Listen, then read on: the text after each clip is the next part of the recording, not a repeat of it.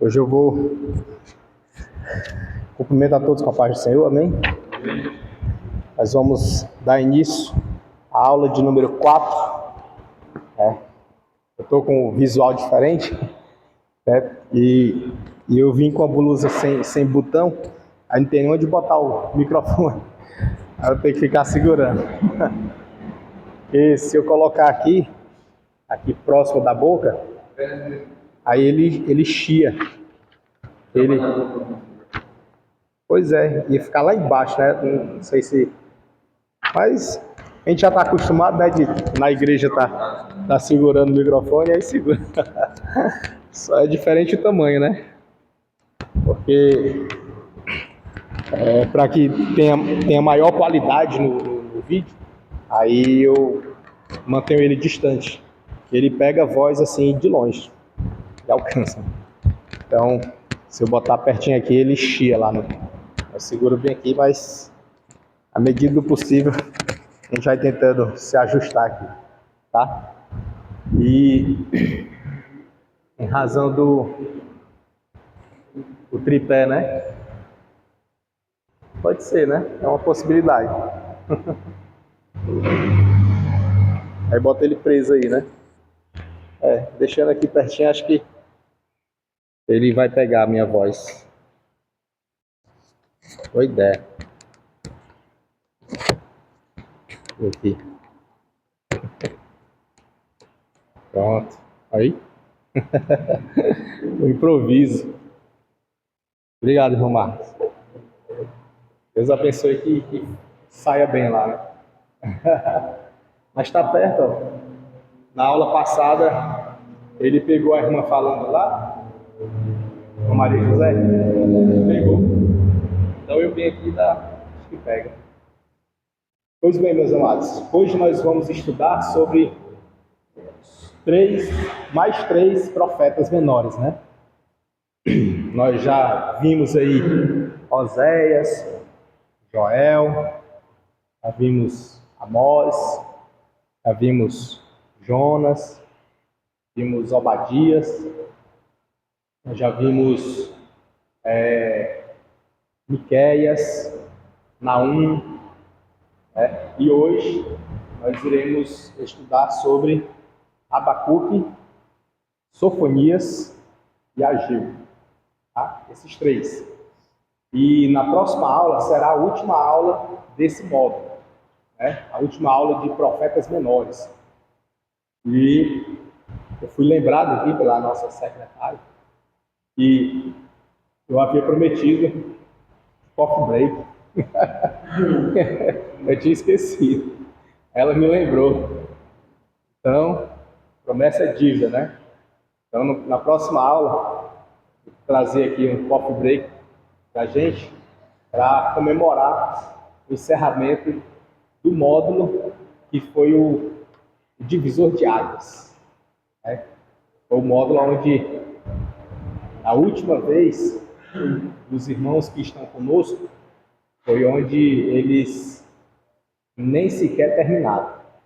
Então, como motivo de celebração e agradecimento a Deus por tantas lutas, mas a gente passar e chegar e concluir, a gente vai fazer um coffee break para comemorar. Tá bom? Amém? Então não falte, viu? Não falte para a gente participar dessa comemoração. Será uma coisa rápida. Talvez aí no final a gente bota aí uns 20 minutinhos no final, né? Para participar ali. Tá certo?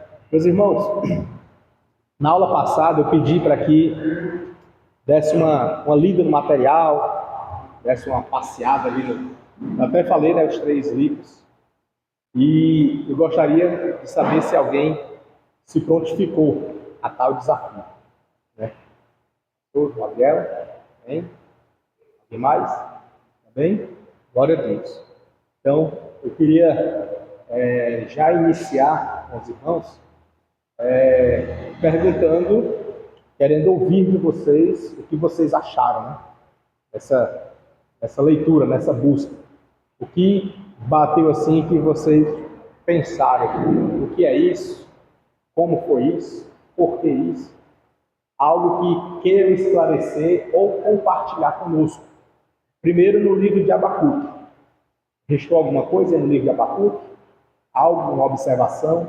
Algo que queiram comentar ou compartilhar?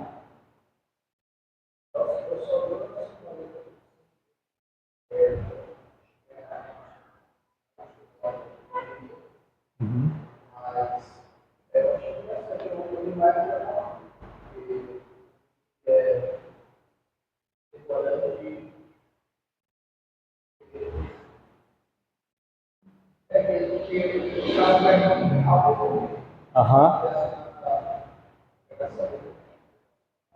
Perfeito. Muito bom. E no caso, hoje nós vamos ver Abacuque e a gente vai perceber algumas coisas que são peculiares, né? Algo que é muito importante e se aplica muito para as nossas vidas. Eu sempre gosto de estar fazendo a aplicação. Eu sempre gosto porque senão a gente fica só na letra. E aí quando a gente aplica, a gente assimila melhor para o nosso cotidiano. Aqui no nosso material, ele já inicia falando a respeito dos dados introdutórios. Nesses dados introdutórios de Abacuque, ele diz o seguinte, que em todos os anais da história do Oriente Médio, que foi lá, né, no Oriente Médio que aconteceu tudo isso, nunca haviam sido registrados acontecimentos políticos tão assustadores. Ou seja, aqui a gente já percebe que Abacuque, ele era, além de profeta, mais um observador do contexto político. Em um contexto no que diz respeito àquela visão que a gente fala, visão panorâmica. Ele observava os acontecimentos nos tempos. Não era uma coisa de hoje, de já, mas ele observava no todo, no começo e no final. Então ele, além de profeta, também ele tinha essa percepção da vida odierna, da vida de então, da época dele, contexto político, contexto econômico e o contexto espiritual.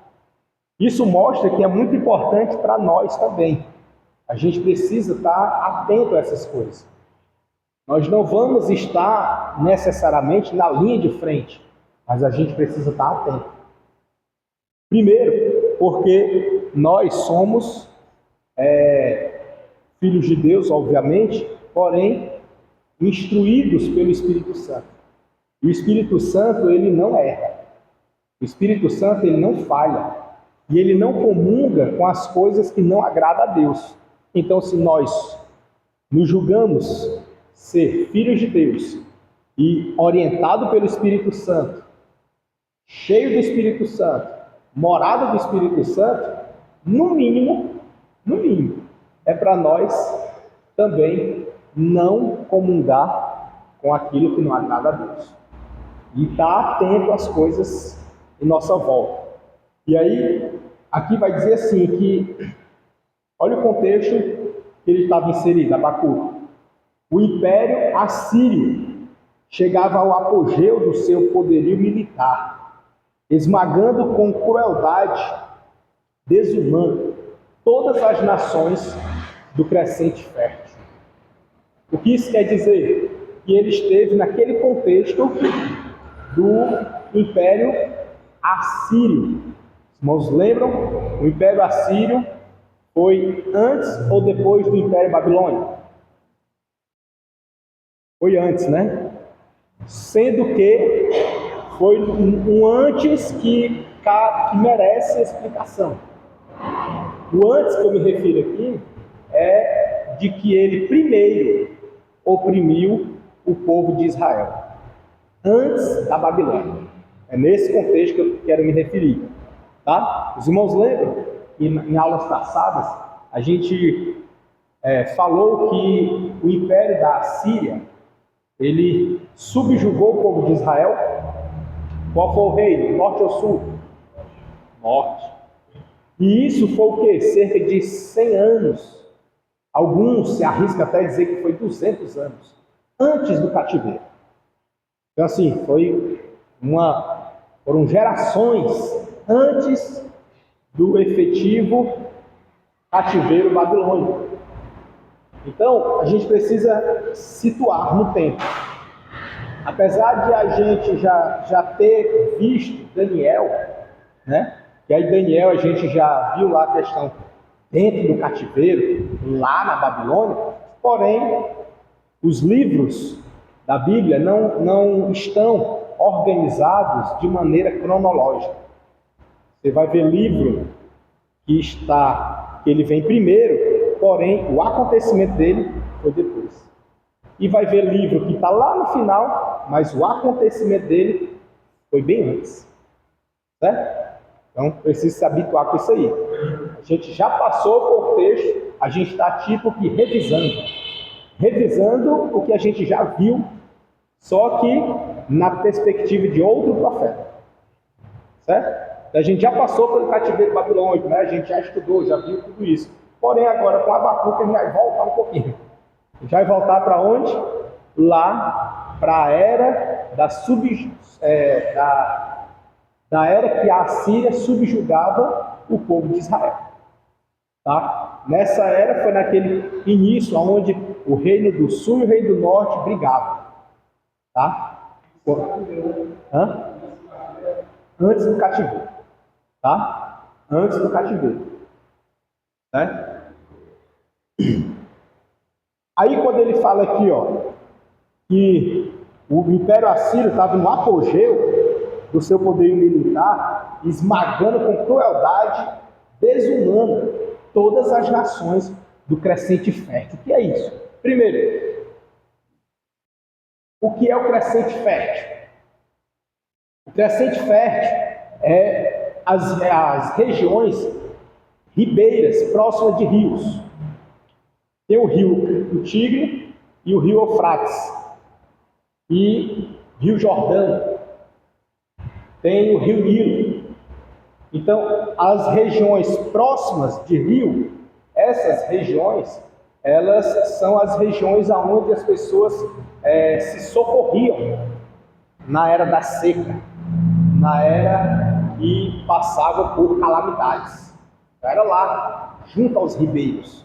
Você vai ver o profeta Elias, por exemplo, numa era de sequidão, quando ele orou e disse para não chover, passou 3 anos e meio sem chover. Então houve seca, estava todo mundo morrendo. Mas Deus manda ele ir para onde? Lá para o ribeiro. Junto do ribeiro Querite, né? Obrigado. Junto do ribeiro Querite. Ou seja, se refugiar lá. E era só ele? Não. As pessoas iam para lá, que era onde tinha água. Só que, no caso de Elias, ele estava sob ameaça, né? Não vem ao caso aqui, mas só para os irmãos entenderem, sempre no ribeiro, sempre junto a ribeiro de águas. Lembra do Salmo 2? Salmo 1, aliás, Salmo 1, que vai falar que o varão que não anda segundo o conselho dos ímpios, este estará junto a ribeiro de águas, aonde o seu fruto dá na estação própria. E as suas folhas não caem. Dá para entender, né? Se é perto do rio, óbvio. Então, na época em que o profeta Abacuque, ele estava profetizando, estava acontecendo uma ascensão muito grande junto aos ribeiros. E esses ribeiros passaram a ser popularizados. As pessoas iam para próximo do rio para negociar, porque o meio de transporte era o naval, era pelos rios, eram embarcações, era o meio de comércio. E as pessoas iam até lá para negociar. Só que diante de frequentes secas e devastações, as pessoas passaram a morar lá. Então começou a urbanizar. E essas urbanizações começaram a crescer próximo dos rios. E aí tem, por exemplo, a Babilônia. A Babilônia estava onde? Na Mesopotâmia. O que é Mesopotâmia? Quem lembra? Entre rios. Ou seja, ela estava privilegiada, né? Uma posição altamente privilegiada. Entre rios, não tinha só um, eram dois, eram mais. Então ela estava ali, ela chegou a fazer fontes. É tanto que até hoje ela ocupa a lista das 7 maravilhas do mundo. Entendeu? Até hoje. Nem existe mais, mas ainda está lá na relação. As 7 maravilhas do mundo. Então são locais onde fluíam rios e água em meio à sequidão, ela é meio que socorro para a vida, né? E aí Deus é muito sábio. Jesus é tremendo. O que Deus promete para nós? Que lá na Nova Jerusalém haverá um rio e uma árvore plantada. Ou seja, tudo que o povo quer, né? Sombra e água fresca. Onde tem água, até os animais Se aproximam, até os animais. Né? Observado. Então, na época, só chamava de ribeiro. O ribeiro próximo do rio, ribeiro. Só que um norte-americano, um arqueólogo e teólogo também, historiador, ele trouxe a classificação para a terminologia de crescente fértil. Por quê? Porque estava crescendo. Estava sendo popularizado as aproximações do rio. Então ele começou a observar durante a história que a urbanização estava iniciando dos rios para mais distante. Entende? A partir dali. Começava lá. Então ele percebeu que isso era o quê? Um crescente. E o que? Fértil. Por que fértil? Porque cada vez mais se aumentava. E aí, nos rios, por exemplo, se a gente pegar aqui, só para os irmãos não esquecerem, aqui o Mediterrâneo. Aqui embaixo eu tenho quem? O Egito, né?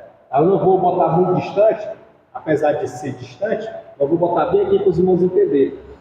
Aqui embaixo tem o Mar Vermelho, e aqui para baixo, tem o Oceano Índico. O Índico aqui embaixo, bem longe. Aí, o Rio Nilo nasce do Índico. O Rio Nilo nasce no Índico. Passa pelo Egito e despeja no Mediterrâneo. O Egito ele estava entre o Mediterrâneo, o Mar Vermelho e o Rio Nilo aqui, ó. Era onde vinha a sobrevivência e aumentava o quê? Girava o comércio. Ele estava numa posição privilegiada. Do outro lado, nós temos por aqui o Mar Morto aqui no meio e temos o Jordão e o Mar da Galileia aqui em cima. Tá? Mar Morto, Mar da Galileia e o Jordão ligando. Certo? Muita coisa da Bíblia aconteceu aqui.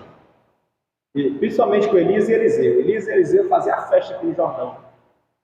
Jogava a capa, abria o Jordão, passava, voltava, jogava a capa de novo. Certo? Eliseu caiu a machadinha, né? O martelo caiu e orou, bateu, flutuou. Muita coisa no Jordão. Jesus foi batizado no Jordão, João Batista. Fala que as águas voltaram. Voltou ao contrário. Legal, né? Muita coisa aconteceu aqui, viu? Aqui tem história. E mais para cá, eu vou botar aqui, mas é longe, é muito longe. Mais para cá nós temos quem? O Tigre e o Eufrates. E no meio é quem? Mesopotâmia, né? Entre os rios. E aqui em cima, na ponta, por aqui, nós temos quem? A potência, né? A Síria. Para cá, nós temos o Cáspio. né? Enfim. E aqui a Síria para cá. Aí, aqui nós tínhamos a divisão dos reinos, né? O reino do norte e o reino do sul. Parece que ele está voltando às aulas, não é por conta do livro. Entendeu? É isso. Isso que eu estou falando, é tipo uma revisão. Nessa do reino do norte e reino do sul, nessa época aqui da divisão, a grande potência era o Egito. Grande potência era o Egito. Foi o primeiro na história do povo hebreu. Era o Egito. E o Egito dominava tudo isso aqui. Ele era bem longe, mas ele tinha súditos para cá. Então ele dominava essa região aqui em cima, por aqui e aqui também. Para cá. Aí a Assíria pegou uma briga com o Egito e fez o quê? Tomou essa parte aqui de cima. O Egito perdeu para a Síria a parte aqui de cima. E quem era que estava aqui? Israel. Né? Vou botar aqui. Israel, a gente fala Israel para considerar as 10 tribos. Tá? Israel. É bem verdade que Israel são as 12 tribos. Mas nessa época chamava-se de Israel e Judá. Porque aqui em cima estava a maioria. Quantas tribos tinha aqui em cima? 10. E quantas aqui embaixo? 2. E pode-se considerar 3. Mas isso aí é pano para outra coisa. Mas é 2, tá? É outra história. Aí, então, como a maioria estava aqui, chamava de Israel. A Assíria pegou uma briga com o Egito e atropelou quem? Israel. Quando aconteceu isso, os moradores de Judá meio que comemoraram. Disseram assim, foi a mão de Deus. Castigo. Quem manda sair daqui? Entendeu? Não deixa de ser, né? Não deixa de ser. Só que tem uma coisa, meu Pedro, que Deus não gosta. É que nós venhamos respirar vingança. A gente não pode respirar vingança. Para você ver isso, eu estou Sansão só deitava para vingança. Era. Isso é uma vingança. Ou competição, né? Para ser o maior. Aparecer, né? A glória dele, não do Senhor. Hã? Alimento o ego. São as duas coisinhas que Deus. Rapaz, não queira bater de frente com Deus com isso, não. Nem alimentar o seu ego e nem respirar vingança. Esses dois aí, não vi um para ganhar de Deus. A Bíblia mesmo vai dizer que a Deus pertence a vingança. É dele. Não se meta, não.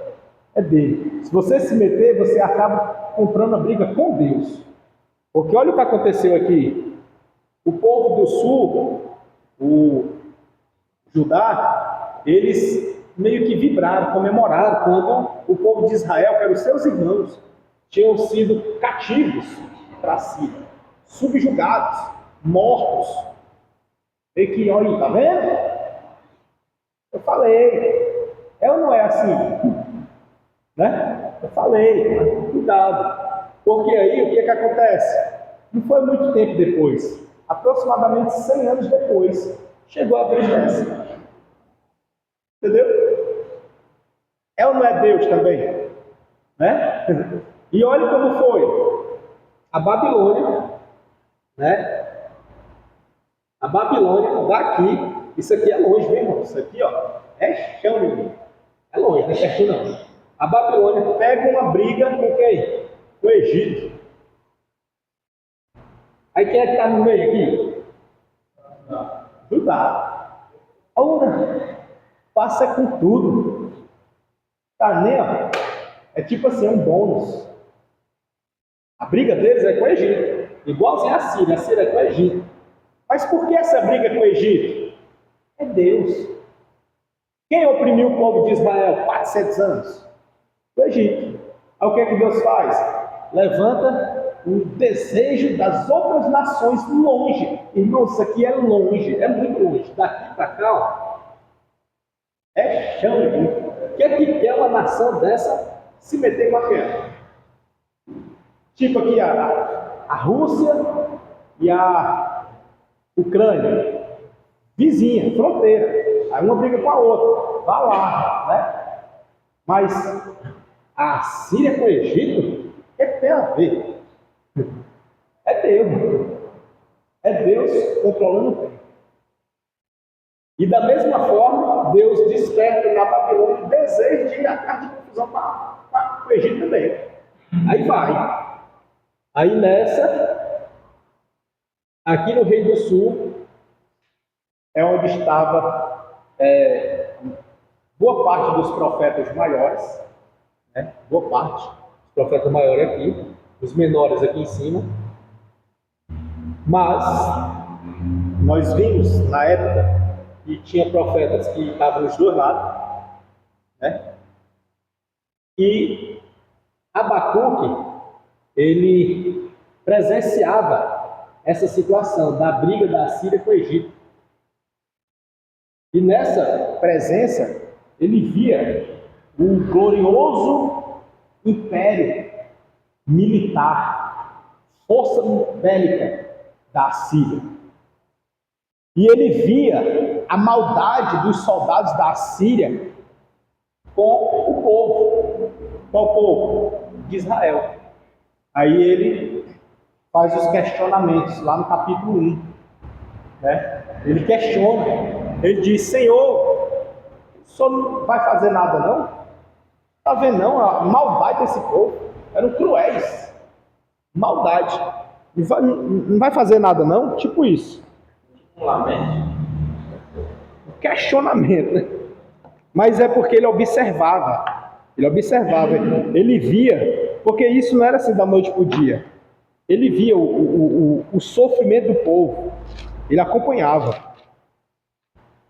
Aí Abacuque, ele faz algumas indagações a Deus, e Deus, é interessante porque Deus não bate de frente com ele, Deus só responde. Ele diz assim, ó, até quando, Senhor, no capítulo 1, verso 2, até quando, Senhor, clamarei eu, e tu não me escutarás? Gritarei violência, e não salvarás? Por que razão me fazes ver a iniquidade e ver a vexação? Porque a destruição e a violência estão diante de mim. Há também quem suscite e a contenda e o litígio.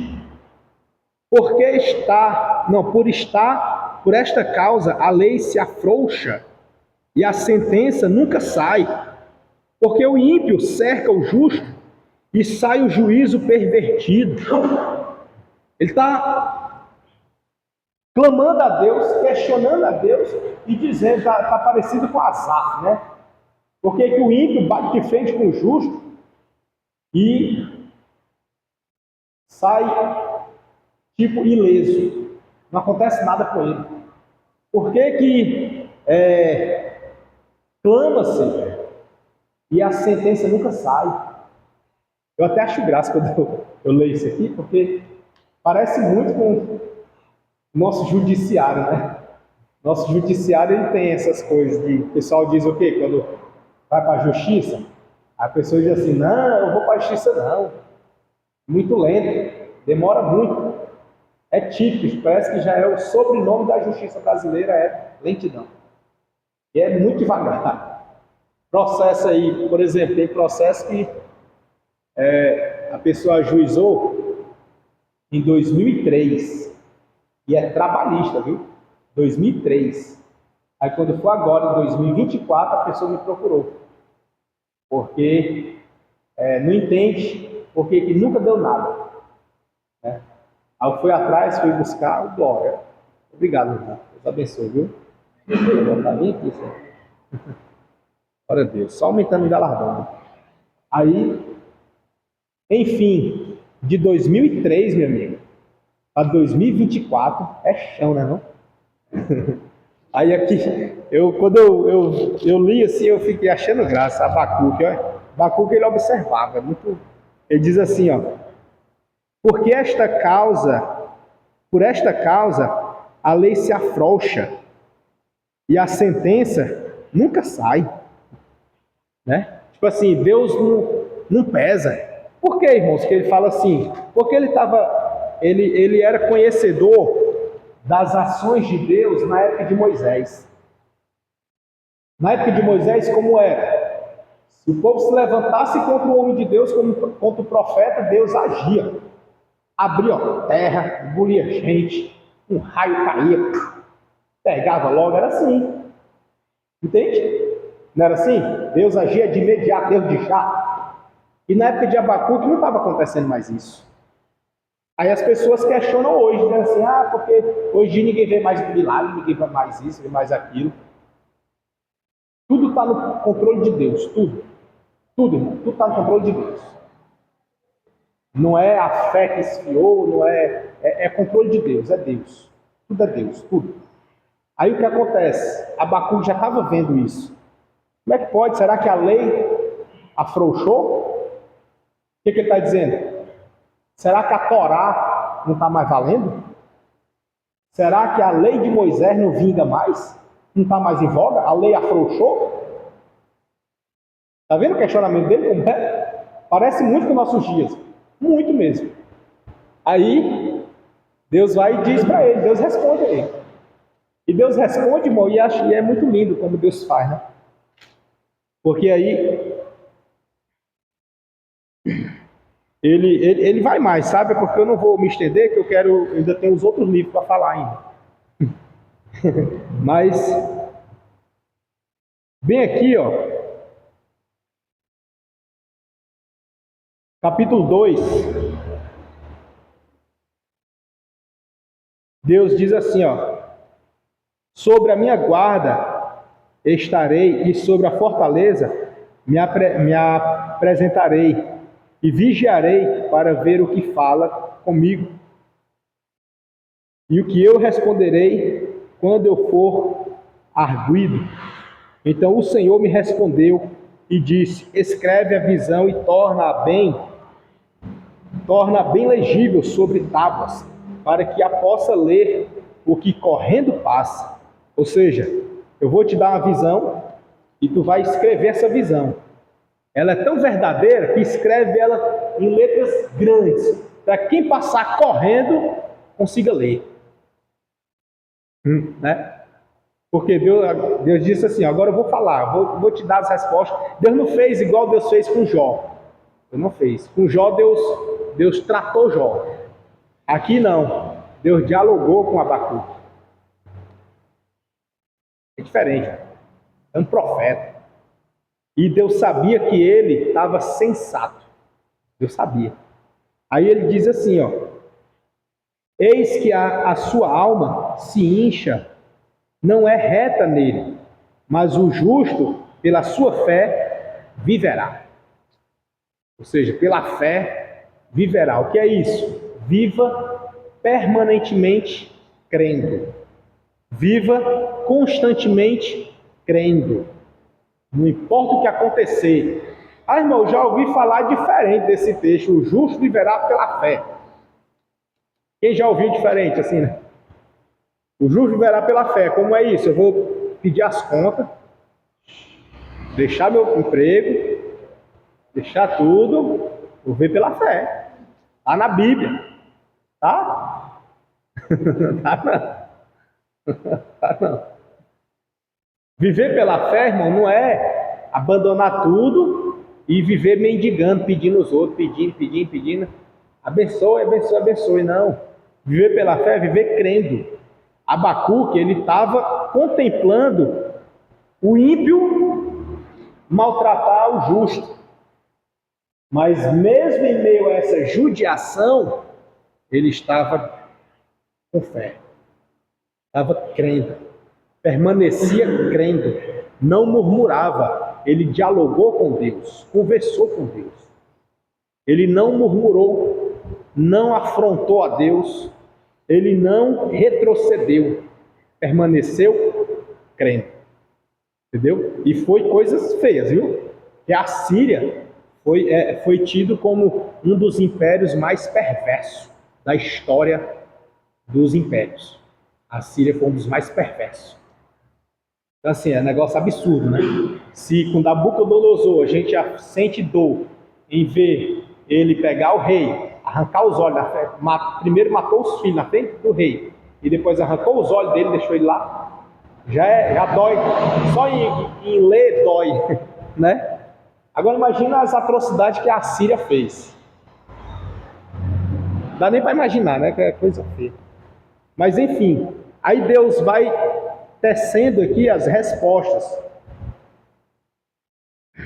Aí ele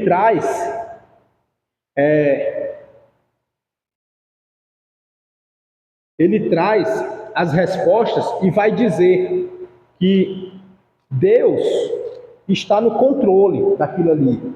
Apesar de o império estar maltratando o povo de Israel, o povo de Deus, mas Deus estava no controle. Era como se Deus tivesse permitido para tratar eles.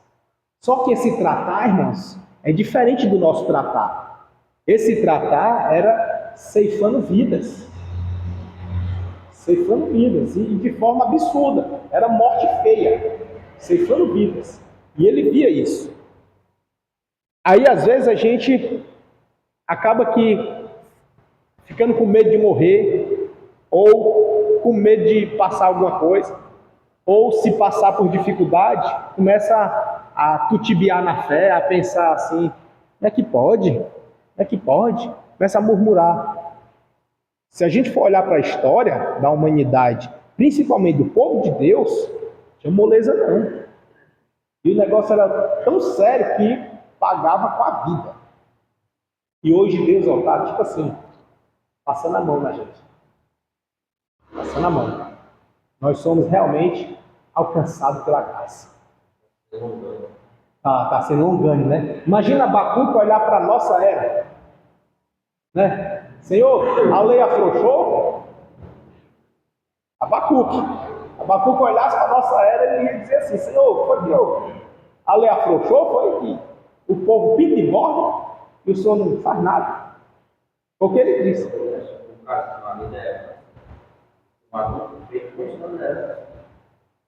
Né? Exatamente. Então, assim, Abacuque, ele estava nessa perspectiva. Qual? Observar os tempos e dialogar com Deus. É diferente de questionar. Ele dialogava. É tanto que Deus não bate de frente com ele igual fez com Jó. Tá? Repito, né? Aí, Abacuque, depois que recebe as respostas de Deus, ele faz a sua oração em forma de cântico, no capítulo 3. Em forma de cântico. E aí essa oração, ele vai descrever. Percebo que é diferente do Asaf. Né? Asaf estava mais para lá do que para cá. Já Abacuque não. Ele permanece firme em Deus. Aí no capítulo 3, ele faz a sua oração. E na oração, ele vai dizer que, ainda que tudo isso aqui aconteça, o que ele viu, o que ele estava presenciando, tudo isso acontecesse, todavia, ele iria se alegrar em quem? No Senhor. E na força de quem? Do seu poder. E na sua salvação. Então isso mostra que ele estava de fato vivendo pela fé. Vendo as atrocidades, vendo a maldade, vendo o povo de Deus ser oprimido, um império gigantesco atropelar o povo de Israel, e ele continuar vivendo pela fé, crendo no mesmo Deus, continuar crendo que Deus é misericordioso, Continuar crendo que Deus é justo. Já pensou, irmão? É difícil. Isso é viver pela fé. É presenciar o contrário e continuar crendo. Isso é viver pela fé. Amém? Aqui em Abacuque, quero apontar alguma coisa?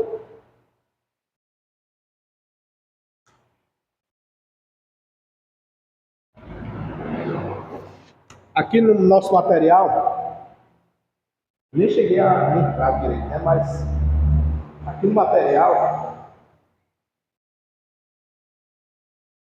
ainda na leitura, ele diz aqui que em 612 a.C., a Assíria, aparentemente invencível, foi atolada pelo terrível exército caldeu. Ou seja, na época de Abacuque, ela parecia ser invencível. Né? Na época de Abacuque, ela parecia ser o reino que não tinha para ninguém. Era um império que estava para nascer a nação que ia bater de frente com eles. Mas era somente Deus trabalhando, Deus agindo e tratando o seu povo. Aí Deus faz o quê?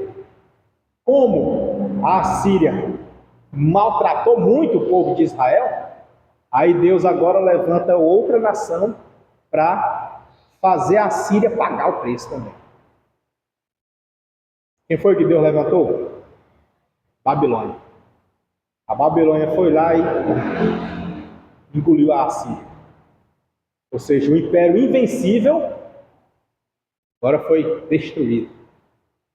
Entendeu? É Deus assim, tipo jogada de xadrez, né? Agora pega essa peça e bota para cá. Tu é o grandão, é? Tá certo, vai chegar a tua vez. Aí pega esse daqui, levanta e... Tipo isso, Deus está no controle de tudo. De tudo, né? Tudo. Nada escapa. A vingança é dele. Né? Aquele que quiser se exaltar, Deus vai lá e abate. Foi o que ele fez com Nabucodonosor. Fez comer capim. Né? Então assim, os exaltados serão humilhados. Então, com Deus não se brinca. Nesse aspecto, não mexa. É Deus. Aí o texto vai nos mostrar que o pequenino reino de Judá, pequenino por quê? Porque só eram duas tribos, né? O pequenino reino de Judá, país satélite na órbita do Egito, ou seja, o Egito, ele dominava aqui ainda, ó, Judá. O povo, apesar de ter saído do Egito, entrado na terra prometida, olha o que eles fizeram, o caminho deles. Eles saíram do Egito, vieram aqui para o Mar Vermelho, Monte Sinai, aí deram a volta por aqui, passaram aqui pelo outro lado, aí entraram na Terra Prometida. Quando eles entram na Terra Prometida, eles se espalham. Aí uns vêm para cá, e outros vão para cá, e outros vêm mais para cá. Aí, como eles estavam aqui, e essa região já era do Egito, era uma região dominada pelo Egito, só que bem distante, tipo assim, era o interior do interior de um povo muito pequeno, fraco, que o Egito dominava. Assim, mas nem... Aí, quando muda de faraó, aí um faraó que é mais visionário, ele vem para cá e começa a subjugar aqui.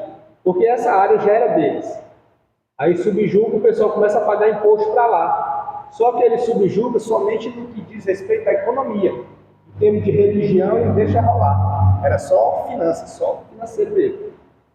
E aí, essa região era também, economicamente falando, do Egito. Administrada pelo Egito. Aí o que Deus fez? Levanta Nabucodonosor para conquistar a terra, porque ele queria brigar com o Egito. Aí ele passa por aqui, vê que isso aqui é do Egito, aí ele, pronto, já vou começar por aqui. Aí já subjuga aqui. mata o rei, bota outro no lugar, pega os soldados, mata alguns, leva outros, os mais fortes ele leva, os mais fracos ele mata, os mais jovens ele leva, o mais velho ele mata e levou cativo. Primeira leva. Aí depois volta de novo, a segunda leva. Por que ele está fazendo isso? A visão dele é o Egito, porque aqui essa região era do Egito, economicamente falando. Aí o que acontece? Isso na ótica, olhando só para lá, para ver assim, o rei veio aqui, foi por causa de fulano, foi por causa de Beltrano. Não foi. Não aponte ninguém. Por isso que Deus ele nos ensina, Jesus principalmente, né? Para a gente não apontar ninguém. Ficar apontando. Por quê? Porque até aquilo que aconteceu é permissão de Deus. Permissão de Deus. Era Deus trabalhando. E Deus faz assim, faz duas coisas com uma só ação, né? Enquanto Deus estava trabalhando o povo de Judá, ele estava também punindo o povo de Judá em relação aos seus irmãos. Deus estava trabalhando e punindo ao mesmo tempo. E no mesmo tempo também estava usando Nabucodonosor. Por exemplo, salvo engano, é Jeremias 20, acho que é o 25 de Jeremias. Deixa eu ver aqui se é o 25. Que Deus vai chamar Nabucodonosor de meu servo. Né? Deus vai chamar ele de meu servo. Como é que pode? Meu servo? Um cabo daquele.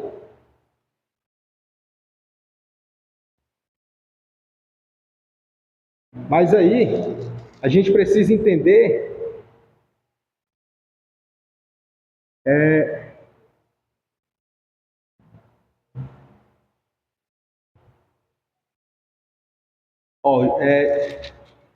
Jeremias 25,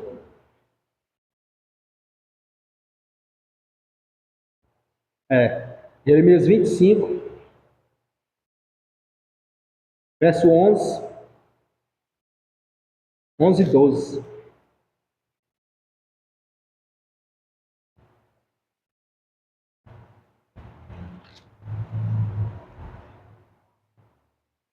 Diz assim, e toda esta terra virá a ser um deserto e um espanto, e estas nações servirão ao rei da Babilônia 70 anos. A fala dos 70 anos, né? Acontecerá, porém, que quando se cumprir os 70 anos, visitarei o rei da Babilônia, e esta nação, diz o Senhor, castigando a sua iniquidade.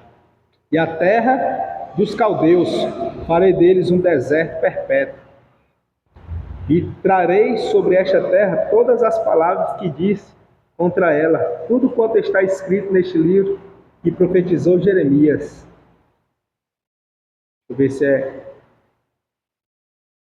25.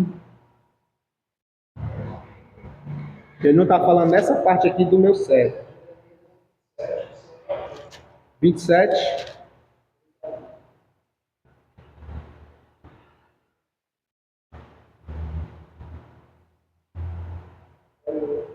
O 8.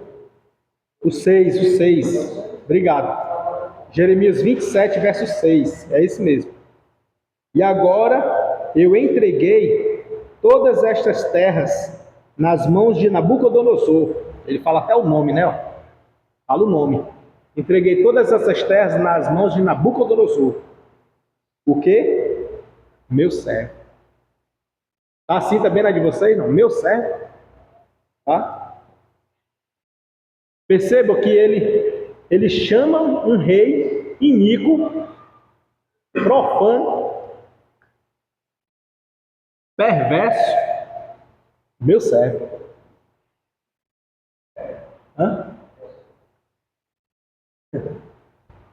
Vai entender, né? Foge muito da nossa concepção, foge. Para nós, o que é um servo de Deus?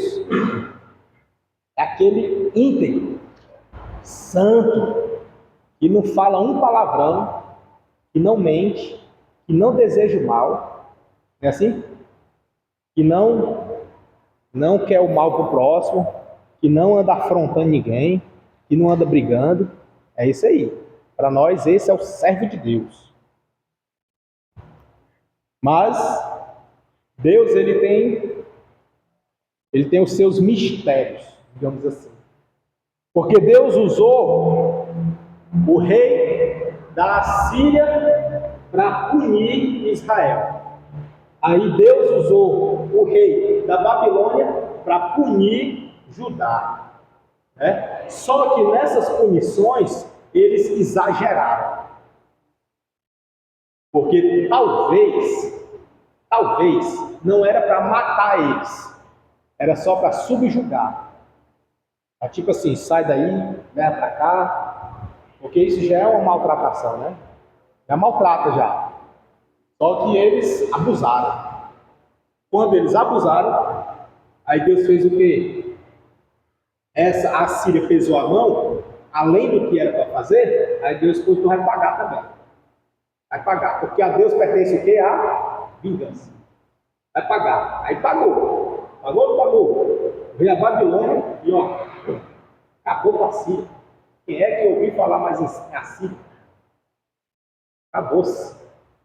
E era poderosa. Aí a Babilônia também abusou. Abusou. Deus mandou fazer, chamou até de meu servo. Foi lá e fez. Só que fez além. Aí Deus, peraí, tem assim também não. Vai pagar também. Aí Deus levanta uns daqui, ó. Os medos e os persas. Eles se unem e ó, derruba a grande Babilônia.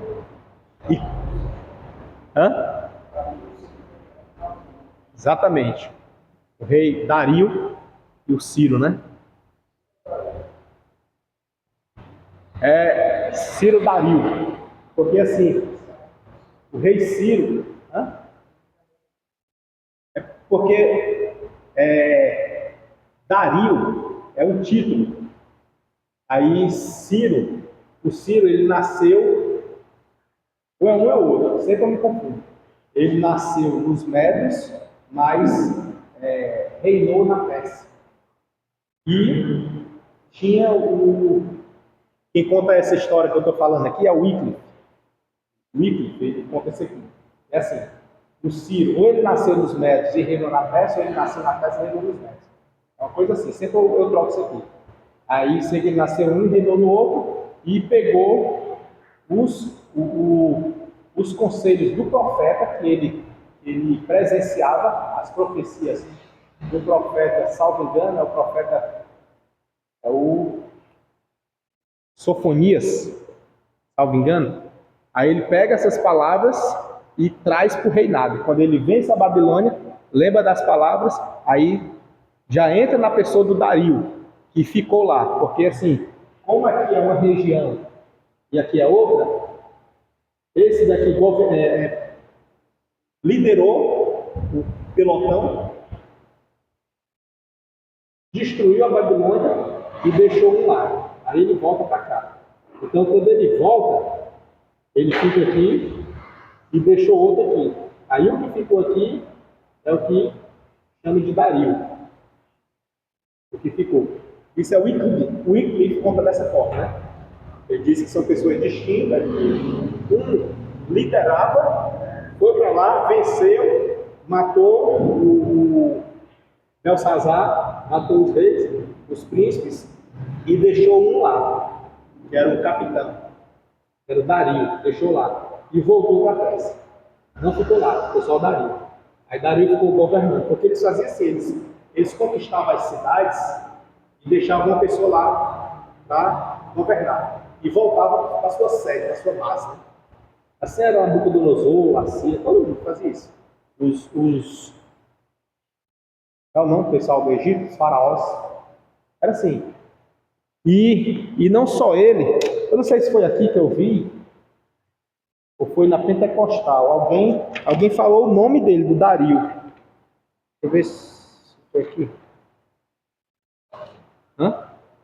Foi. O nome dele. Não sei se foi aqui. Vocês leram o material, acho que é Sofonias que fala. Deixa eu ver se é.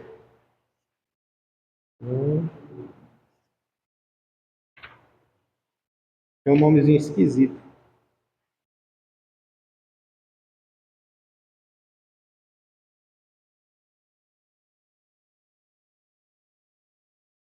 Mas enfim, alguém falou, eu vi em algum canto, que eu saio lendo tanta coisa, aí eu acabo que ficar sem saber onde foi que eu li.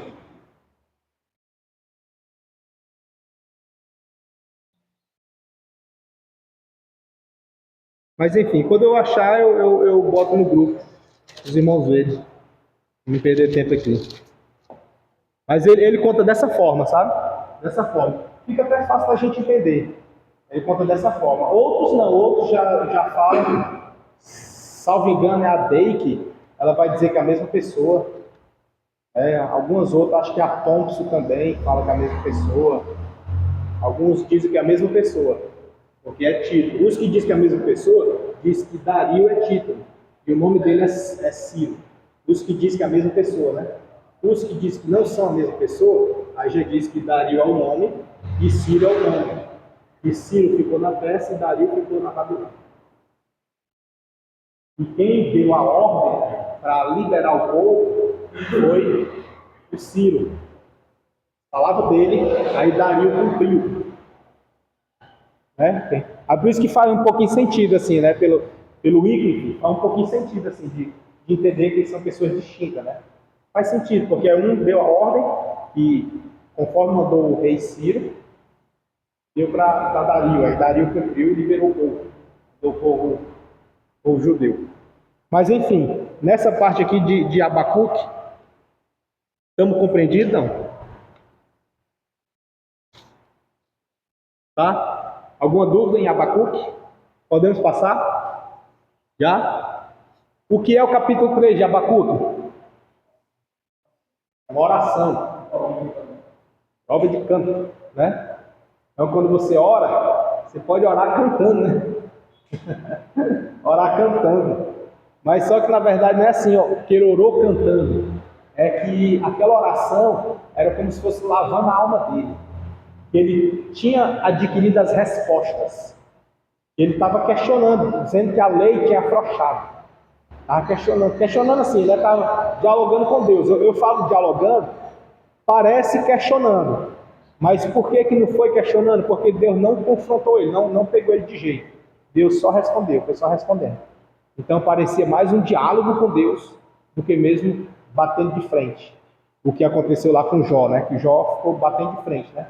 Os amigos de Jó confrontando Jó e Jó se defendendo de maneira que ele estava se auto-justificando.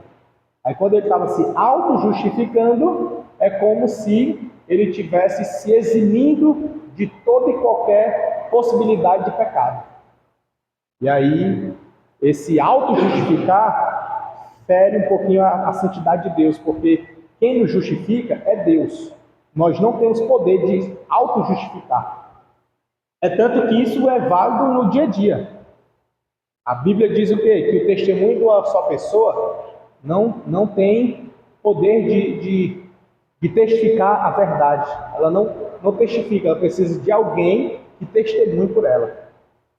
E assim é geral. No judiciário é a mesma coisa. Uma pessoa chega lá dizendo, não, eu não fiz isso. Pois prove que você não fez. Não, estou falando, eu não fiz. Não vai servir, não. Mas de jeito nenhum. Aí você precisa levar alguém, uma testemunha, 2, 3, 10. Ele leva a testemunha, para a testemunha falar a mesma coisa. Ele não fez. Você viu? Vi, ele não fez.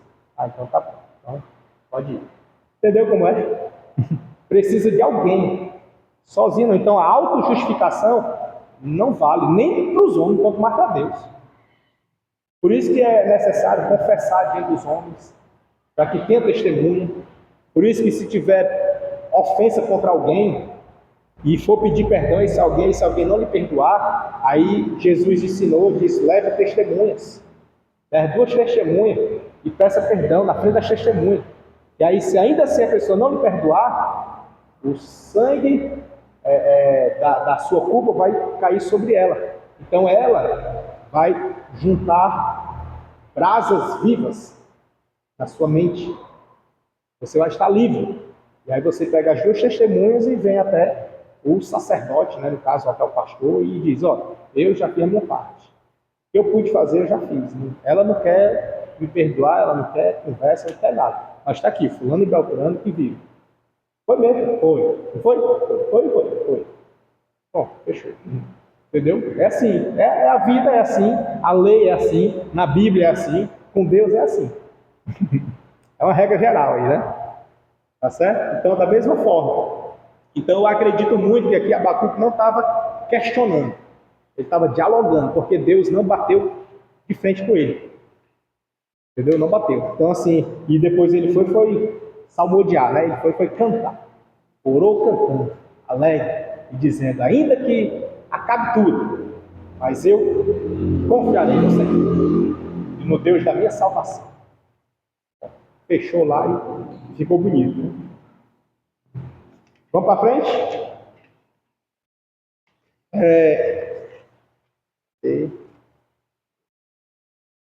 Terminamos Abacuque.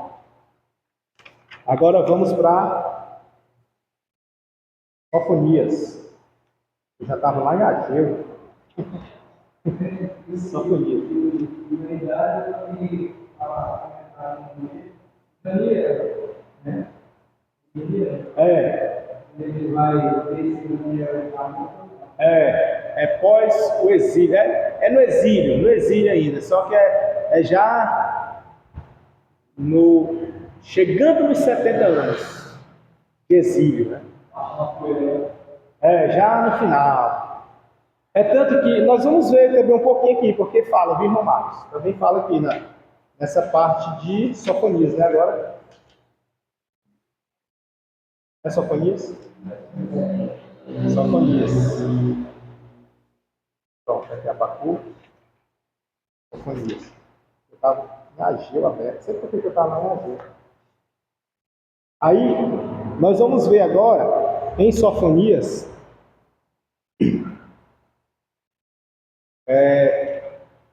quem ele era e onde ele esteve. E o seu papel. Tá?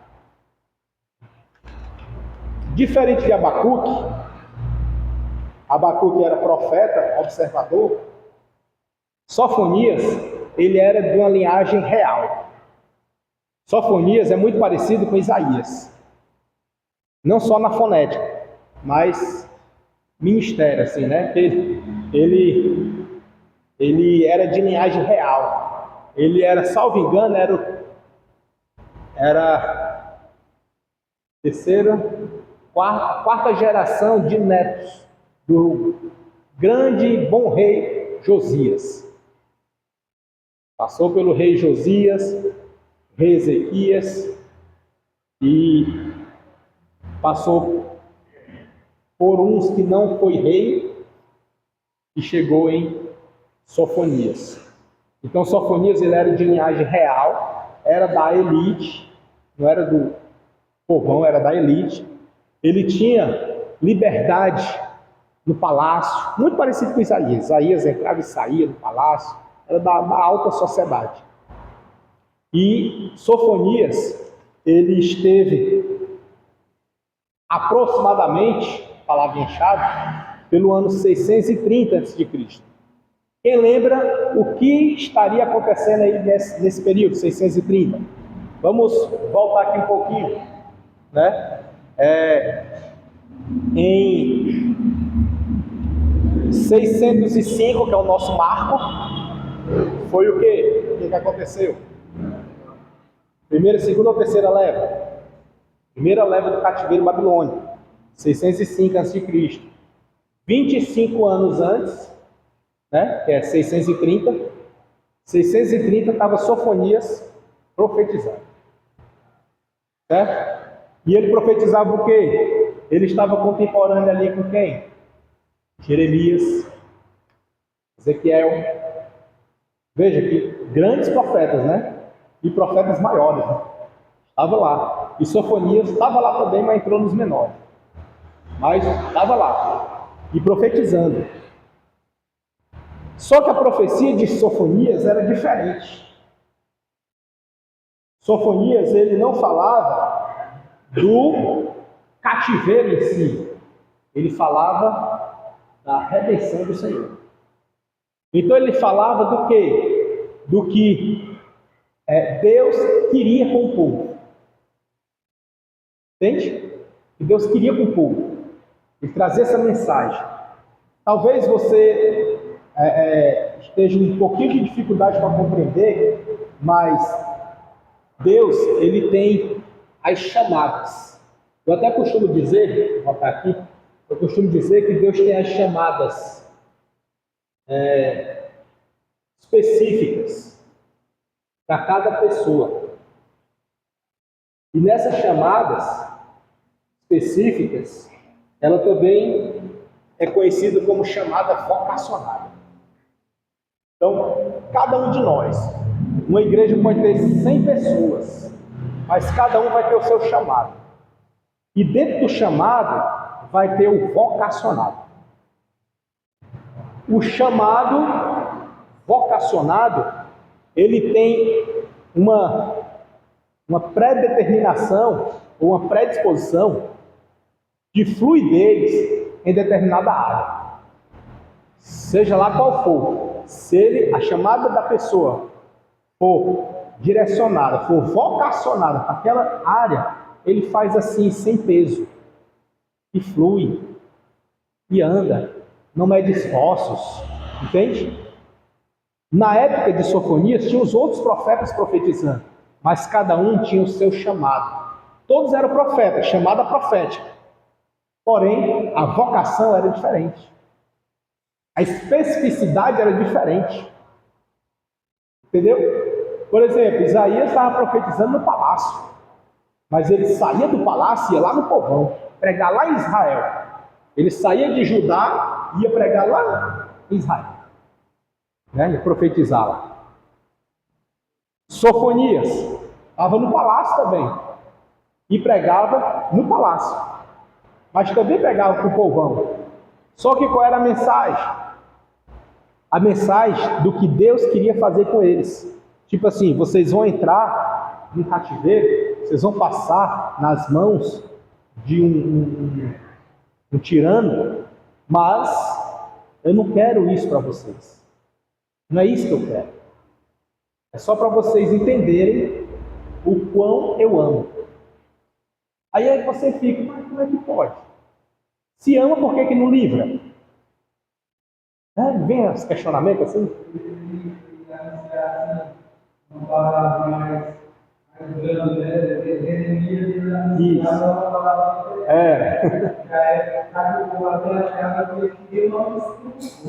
Né? E já com Sofonias era diferente.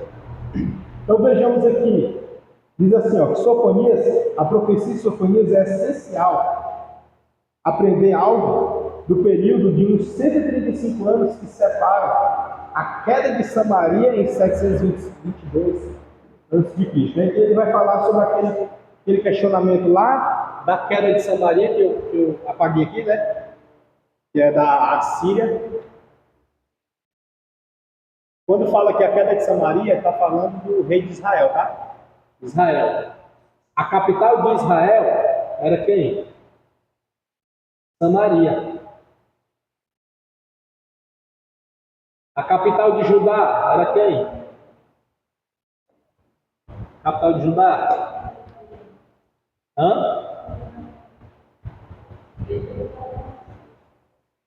Isso. Jerusalém. Ó, a capital de Israel, Samaria. A capital de Judá, Jerusalém. Né? Aí, ele está falando disso aqui, que em 700, aproximadamente, né? 722 a.C., a Samaria foi destruída.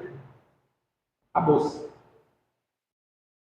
E aí ele bota aqui 587, que já é a terceira leva que encerra, né? Em 587, ele faz esse cálculo aqui. 587, Jerusalém foi destruída. E foi quando foi derrubado os muros e tal, destruído o templo, o rei Belsazar foi ousado, levou. Aliás, ele não, né? Nabucodonosor levou os utensílios. Então foi esse período aí. Aí ele está dizendo que 125 anos que separam a queda de Samaria e o consequente desaparecimento da nação de Israel, e a destruição de Jerusalém em 587, e o exílio de Judá na Babilônia. Perceba que ele fala aqui só da história, né? Vocês conseguem perceber, não, que é história? Né? Só história. É muito interessante a história, assim. Eu sei que nem todo mundo gosta de história, né? Mas não é interessante saber? Assim, eu acho legal saber. Hã? Né? É legal saber, porque tudo se encaixa, faz sentido, assim. Você começa a ver que faz sentido as coisas. Mas assim, para quem não gosta de história, basta saber que aconteceu. Olha, aconteceu isso. Aconteceu aquilo. E por causa disso e daquilo, aconteceu esse outro aqui. Entendeu? É difícil, não? É não, né? Porque começa a fazer sentido. Porque senão eu vou só falar e vai ficar assim, voando. Precisa fazer sentido. Quando fizer sentido, vocês vão assimilar melhor. E depois vão explicar com as próprias palavras. Entendeu? Por isso que é importante compreender.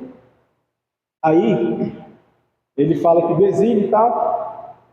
Aí diz assim: os reinados de Ezequias e de Josias se destacaram pela sua piedade e pelo vigor das suas reformas religiosas.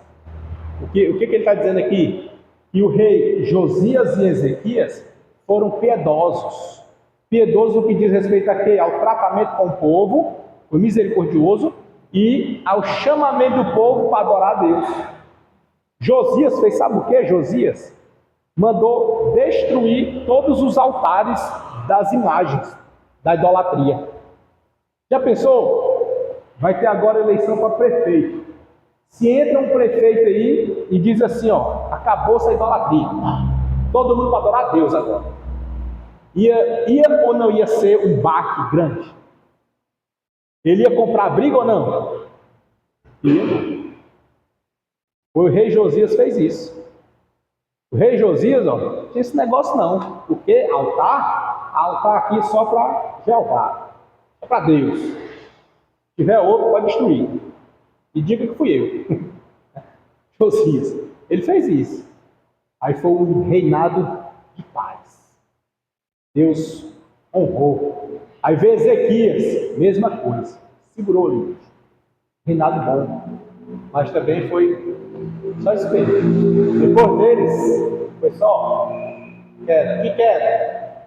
Os outros reis que vieram afrouxaram, como disse Abacuque, né? Afrouxou a lei. E aí começou a permitindo, um atrás do outro. E estava cheio. Então isso acaba que afetando a santidade de Deus, né? A honra de Deus. A glória que é só de Deus fica dividida. Deus não gosta disso. Aí ele diz aqui: não obstante a espiritualidade do rei Ezequias, no fim da vida ele não aceitou o recado divino que indicava a sua morte. Aqui ele está falando aqui no fim da vida de quê? Quem lembra aqui do rei Ezequias? Quem foi esse rei Ezequias? Só para a gente se lembrar aqui. Lembra que eu falei de Isaías agora há pouco? Lembra daquele rei que Deus usou o profeta Isaías para ir lá falar com ele? Que ele estava à beira da morte? Doente? Lembra? É ele aqui. Ele foi muito bom. O reinado dele foi muito bom. Ele mandou destruir tudo. O pessoal só adorar a Deus, não pesava sobre o povo, pesar que a gente fala dos impostos. Era tranquilo, sossegado. Só que quando ele estava para morrer, que Deus falou: olha, põe a tua casa em ordem, porque hoje ou foi amanhã? Me ajuda a lembrar. Foi hoje, foi? Porque hoje, né?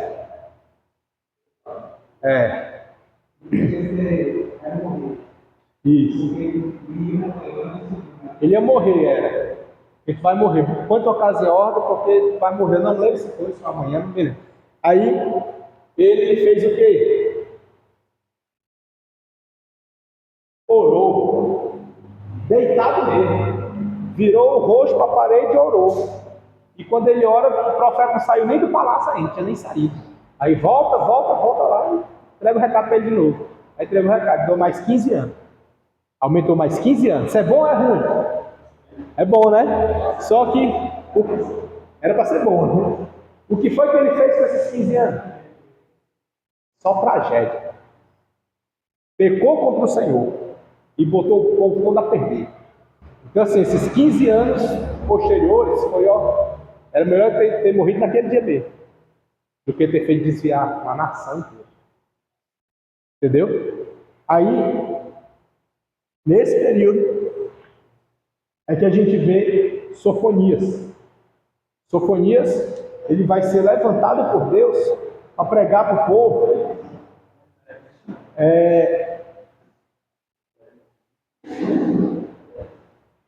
Para pregar para o povo. Hã? Quem? Aqui, ó, é Israel. É. Rei do norte. É, do norte. Viu? Dos profetas menores que pregavam no Rei do Sul, Daniel. Só Daniel. Os outros eram do norte, e, ao engano, Oséias descia também no sul. Pregava no norte, mas descia no sul, Oséias. Oséias fazia os dois, pregava nos dois cantos. Mas os menores só voltavam. Voltavam, exatamente. Pregava nos dois reinos, norte e sul. Aí, os temas de Sofonias: o dia do Senhor, do juízo, a bênção. Ou seja, ele pregava nesse contexto, vai ser bênção. O glorioso dia do Senhor, a grande ira do Senhor e a redenção do dia do Senhor. Ou seja, ele falava da ira e falava da redenção. Ou seja, o profeta que trazia a denúncia do seu pecado, mas o resgate divino. Entende? E muitas das vezes, até mesmo para nós, aqui no nosso contexto, pregações, por exemplo, ou profecias, seja como for, às vezes só aponta o erro. Às vezes só aponta. Muitas das vezes nós mesmos, assim, observando a liderança, às vezes só indica e identifica os erros, mas a gente nunca traz uma proposta de solução para aquilo ali. Geralmente é só dizer assim, ó, isso aqui está errado, isso aqui está errado, isso aqui não é assim não. Mas você não apresenta a proposta. É importante que, ao identificar alguma coisa que não está bem, apresente uma solução. Traga os dois, né? Traga as duas sacolinhas. Apresente a solução. E aí, Sofonias era esse. Ele chegava, denunciava e mostrava a saída. Há uma saída, há uma solução. Então, é muito importante esse ministério de Sofonias. No seu contexto político, o profeta desempenhou o seu ministério no início do ministério de Jeremias, ou seja, contemporâneo, né? Estava junto com Jeremias. E o cenário mundial passava por profundas transformações, tanto na parte internacional como nacional. Então estava tendo uma influência muito grande. O que era esse cenário nacional e internacional? Eram os impérios. Lembra do império da Síria, oprimido, Samaria? Lembra desse império? Então, o cenário local, o nacional e o internacional. A gente percebe, irmãos, que sempre o povo de Deus ele esteve nesse meio. Sempre. Então, por isso que é importante você não se envolver diretamente, mas ficar atento como Abacuque e trazer sempre aquela mensagem apontando a situação deplorável, mas mostrando a saída, como Sofonias. Sempre assim. E daqui a pouco vamos ver e dispostos como agir. Para chegar e agir.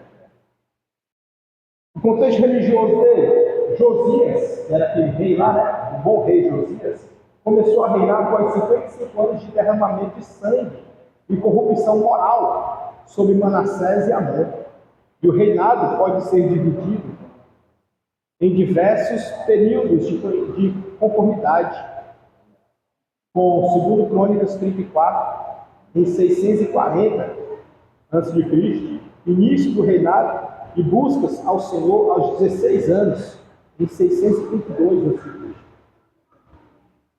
período de reinado depois de buscar ao Senhor foi de 628 a 621 a.C. A primeira purificação em Jerusalém foi em 621 a.C.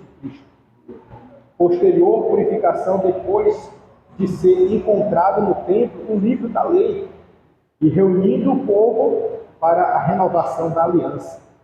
Sofonias pode ser considerado o profeta que influenciou Josias a voltar-se para o Senhor e ajudou nas fases de reforma, apresentando ao povo um dos quadros bíblicos mais aterradores do julgamento. Se você prestar atenção, Sofonias ele profetizou de tal modo que influenciou no reinado. O rei Josias, acredita-se que foi inspirado ou se sentiu motivado a partir das profecias de Sofonias. Então veja como uma pessoa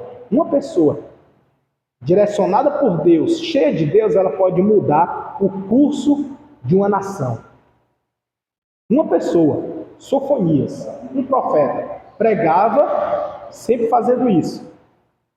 Esse equilíbrio. Mostrava que a situação deplorável, mas mostrava a saída. E aí, nessa pregação dele, Josias pega a profecia dele, os ensinamentos dele, e aplica na nação. E ao aplicar, ficou conhecido como o bom rei Josias. Bom rei Josias. Porque ele fez o que era reto aos olhos do Senhor. Fez o que agrada ao Senhor. Por que ele fez? Porque ele deu ouvidos à profecia de Sofonias. Ou seja, através de uma pessoa direcionada por Deus, alcançou os ouvidos de quem pode mudar da autoridade e ela foi encorajada e fez. Dá para entender? Assim somos nós. Quando Deus nos coloca, aqui é a aplicação, né? Aplicação. Quando Deus nos coloca em um determinado emprego, quando Deus nos coloca em um determinado ambiente estudantil, escola, quando Deus nos coloca em um determinado bairro, numa rua, numa nova vizinhança, é sempre nesse propósito. Você está ali como Sofonias. Você vai ver as coisas erradas? Vai. É muito natural a gente chegar no ambiente e já identificar logo as coisas erradas. É normal. Sofonias fez isso. Só que ele apresentava a saída, a solução. De tal modo que o rei Josias adotou a profecia dele e aplicou na nação de Israel. E deu certo ou não deu? Deu. Né? Então, nesse contexto, nós podemos extrair muitas coisas ali da vida de Sofonias. Para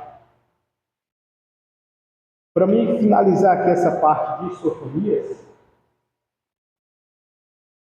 eu quero só apresentar para os irmãos que Sofonias ele estava inserido em um contexto político onde havia uma crise de identidade. Que crise de identidade? Porque havia os impérios que oprimiam o povo de Israel. Havia a afronta de Judá intrigada com Israel. E havia a profecia de Jeremias dizendo que o povo ia ser entregue para a Babilônia. Nós vimos aqui Jeremias 25, que é onde ele vai falar, né, que é o mesmo contemporâneo de Jeremias, Sofonias e Jeremias falando que Deus ia levar o povo para a Babilônia. Ia passar lá 70 anos, até o tempo ele deu. Né? Jeremias 25, a gente viu ali. E nesse contexto, ele estava no meio com um reino de Israel tentando conduzir o povo, um povo duro na cerviz, um império oprimindo o povo, uma profecia dizendo que o povo ia ser entregue, e ele no meio como profeta de Deus para apresentar algo. Então perceba que nem sempre as condições precisam ser favoráveis para que você possa fazer a diferença. Não espere momento favorável. Se disponha. Não espere um momento tipo assim, não, agora não.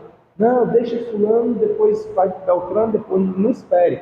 Se posicione, se apresente ao Senhor, porque Deus vai te dar capacidade, Deus vai dar sabedoria, Deus vai dar entendimento, para que você comece a se destacar, mesmo sem ter pretensão, mesmo sem querer, mas naturalmente Deus vai fazer você crescer e fazer a diferença.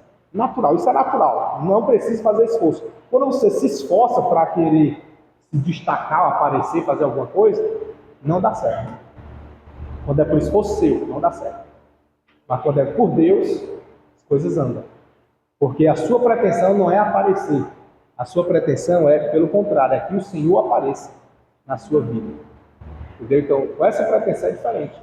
Aí, Sofonias, um profeta diferenciado nesse contexto. Tinha Jeremias lá com ele. E é tanto que na própria organização da Bíblia, Jeremias entra como profeta maior e Sofonias menor. Né? Não na estatura, obviamente. Né? Mas a gente percebe ali que há uma diferença muito grande de um para o outro. E Jeremias, ele denunciava o estado deplorável do povo e a sua sentença. Né? O cativeiro que está vindo aí, que Deus ia fazer. E Sofonias, ele apresentava para o povo uma saída, aquilo que Deus queria para o povo. Então, que nós temos a oportunidade de ser parecido, mas seja lá qual for o seu ministério para com Deus, peça a Deus para identificar em você qual é a sua chamada específica, a vocacionada. E essa daí você vai fazer diferente quando chegar nela, tá? Vamos agora para Ageu. Antes de mudar para Ageu, alguma pergunta? Algum comentário? Algum acréscimo em Sofonias? Está tranquilo? Está conosco nosso pastor Aurélio Pinto, né, nosso reitor. Quer dar uma palavrinha? Essa troca de livro.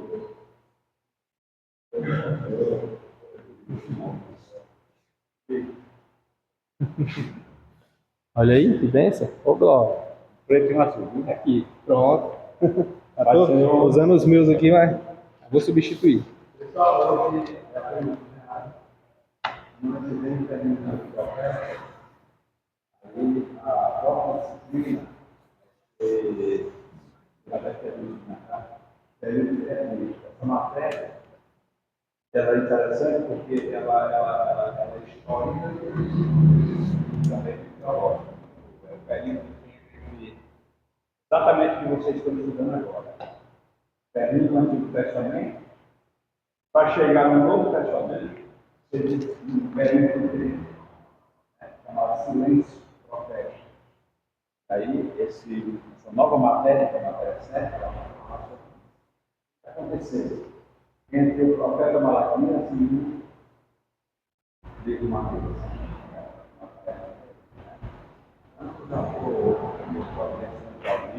A turma diminuiu, né? Ficou menos gente, né? Mas o que se pode fazer? Vamos continuar, né? Continuar aí, professor, ele é forte aí. Mas eu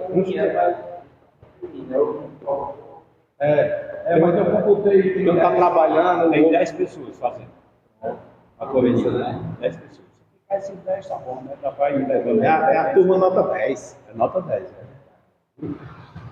Então pronto, aí essa semana que vem, como é a última aula, os irmãos podem ver aí a possibilidade de enviar os livros. Aí quando for semana que vem eu já pego o livro. Já vou mandar pegar o livro amanhã, segunda-feira, terça-feira. Terça-feira eu já pego os livros, aí vou aguardar. Quando for no sábado, eu já vi. Quem tiver feito o seu pagamento, já essa galera para casa para pegar. Bom. Pois é, vamos. Não tá, o ar não está fazendo muita falta não, né? De qualquer maneira, está correndo o ventinho bom, né? O ventilador. Faz falta, né? Mas dá certo aqui também. Não tem problema não. Até embaixo da mangueira dá certo.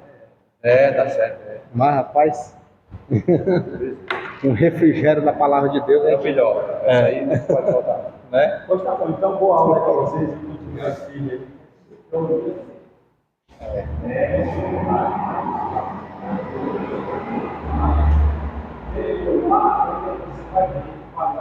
É. Agora você não teria serviço. Vai usar mais Os frutos, né? mais capacidade, Vai se sentir mais seguro quando entrar em algum assunto. pregar, Verdade. e continua o negócio. Isso é uma luta lá. Olha aí. Tô bem. Isso é uma luta, você já ganhou. Ganhei um mês já. Glória a Deus. Então vamos lá. Ageu, né? Ageu. Ageu, diante do templo, eu tenho que ir de forma ágil, né? Ageu com agilidade. Vamos lá. Ageu. Ageu, meus irmãos, eu vou logo direto ao ponto, né? Ageu, ele é o primeiro dos profetas da restauração. Agora nós já não estamos mais falando do pré-cativeiro, tá? Agora nós vamos dar um salto. Que é da ordem aqui, na ordem da Bíblia está assim, então nós vamos seguir, tá? Por exemplo, agora há pouco a gente estava falando de qual é? Falando de 722 a.C. e falamos também de 630 a.C., né? Foi? Só que agora vamos dar um salto. Vamos falar do que agora? De 520. Antes de Cristo. Um salto grande, viu? Dá para perceber que aqui já passou o cativeiro. É Ageu, não é Ageu, cara. E passou o cativeiro, nem fala mais de cativeiro. Assim, não fala mais no sentido aqui da aula, né? Mas fala. Então, assim, só para a gente guardar as datas, 722 aconteceu o quê? 722 foi a destruição de Samaria. Por quem? Lá, Síria. Certo? Então vamos lá de novo. O que aconteceu em 722 a.C.? Destruição de Samaria. Por quem? A Síria. Ó. O que aconteceu aí? Ele faz um marco aqui, né? O marco é 587. O que aconteceu em 587 a.C.? Destruição de Jerusalém. Né? Por quem? Era Babilônia. Tá certo? Então aqui nós temos duas destruições, né? Duas destruições. Vou botar aqui.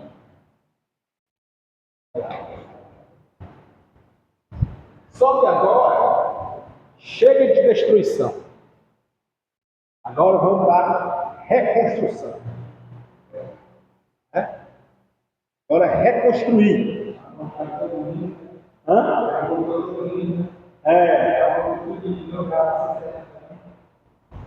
Exatamente, tá? Nesse sentido aí mesmo. Não está pegando o raciocínio. Só que aqui, o livro do profeta Ageu é um dos poucos livros já, né? Ô, rapaz, que pena. Mas não deixa de assistir não, viu? É benção. O livro do profeta Ageu é um dos poucos, talvez o segundo só, dois ou três, dos poucos, que você pode dizer que foi 520 a.C. Esse aqui não tem aquele negócio de aproximadamente, não. Esse aqui pode bater martelo, 520 a.C. Por quê? Aí entra aqui, viu? É nele que está o nome. É nele que está. Aí, por quê? Porque ele mencionou o rei da época. O rei que estava e foi mencionado sua família. Entendeu? Na história. Se você for na história secular e pegar sobre essa época, vai ver o nome de Ageu. Aí bate bem cravadinho, aí preenche todas as regras. Aí ele sim, você pode dizer 520 a.C. Não foi antes não, foi 520. Foi depois não, foi 520. Pode escrever, 520. Esse negócio de cerca e aproximadamente, não. Aqui foi 520 mesmo. Ele foi o primeiro profeta depois do exílio, depois do cativeiro, primeiro profeta. Vou logo direto ao ponto, porque as horas não ajudam, mas logo direto. E ele também deu uma injeção de ânimo no povo, tanto nos líderes quanto no povo no geral.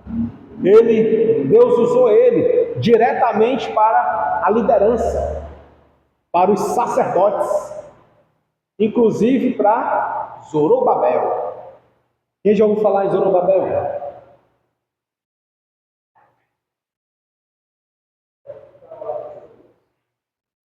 Não. Hã? Aonde? Jesus? Ah, Josias, né? Isso. Tava na época. Aí, ó. Zorobabel. Babel. Foi usado por Deus através do profeta Ageu para fazer o quê?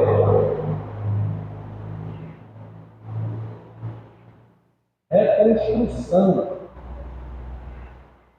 De quê? Do templo.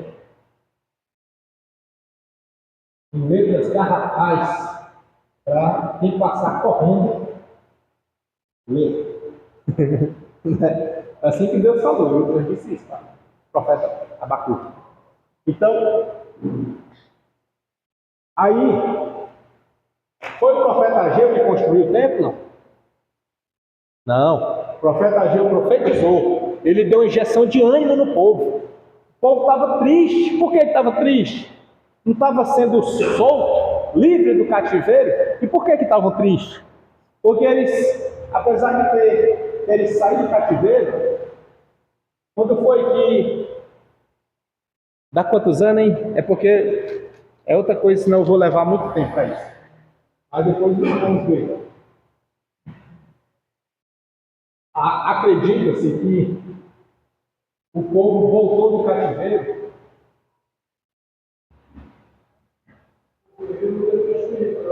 Hã? Exatamente. É isso aí. Ó, em 500 e... Está entre 37 e 39. 7 e 39? Depois é só calcular, para dar 70 anos. Para dar 70 anos. Pega lá de 605. Quanto? 605 menos 70, né? 605 menos 70. Depois os matemáticos me ajudam aí, né? 60. Mas, tá por aqui. 35. É 35. É por aqui. Aí. Hã? 35, né? 35. Obrigado. 35. Só que aí, aqui nessa época ainda não era 35. Na época que eles voltaram, porque a leva de volta foi antes de fechar os 35. Por isso que nos livros vai estar 37, 39. Entendeu? Hã? 37, 39, porque ainda não tinha fechado os 70. Viu, irmão Marcos? Quando eles voltaram, o rei Dario liberou o povo, liberou antes de fechar 70 anos. Antes de fechar. Aí foi mais ou menos 37, 39, pelos livros, né? Os livros contam assim. Aí foi antes de fechar. Quando o povo já tinha voltado, digamos que 99% já tinha voltado para Jerusalém. Aí, tinha. Tinha gente lá que não queria sair, não. Por exemplo, Ageu. Vocês sabem onde foi que Ageu nasceu? Ageu nasceu lá na Babilônia. Ele é filho do cativeiro. Nasceu lá. Mas ele não se conformou, não. Ele tinha como pátria Jerusalém. Legal, né? Ele nasceu na Babilônia. Ele é caldeu.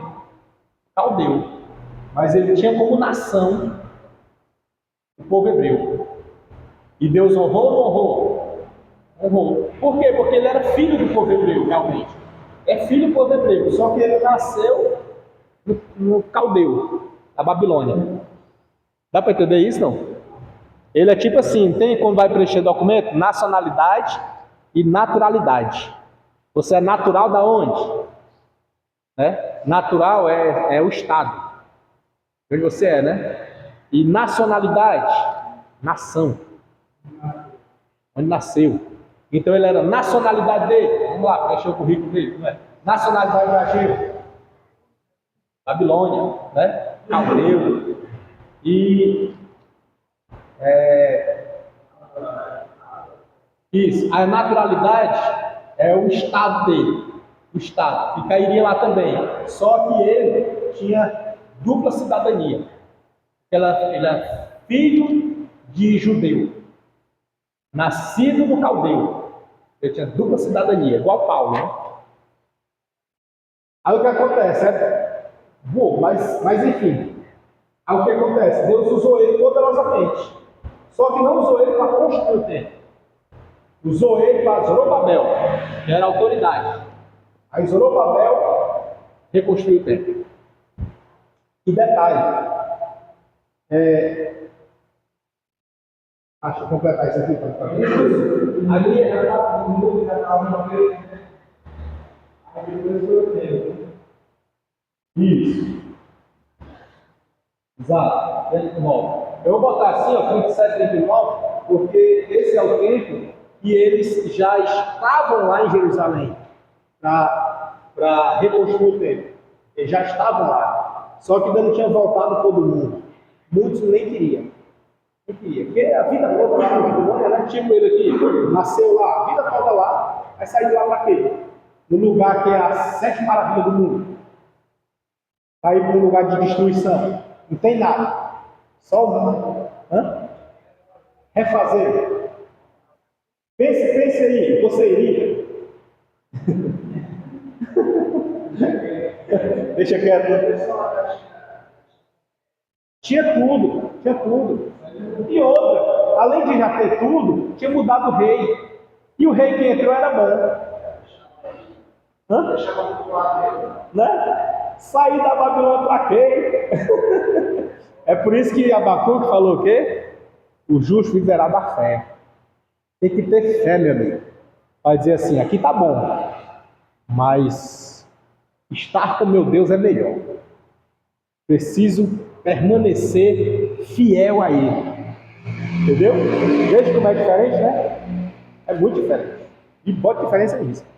Então assim, o povo já está estabilizado já. Morando entre rios, Tigre e Eufrates. Quer mais o quê? Polo comercial, um império gigantesco. Novo rei bom, o rei bom, né? Rei Dario. E vou lá para o lugar de destruição fazer o que lá?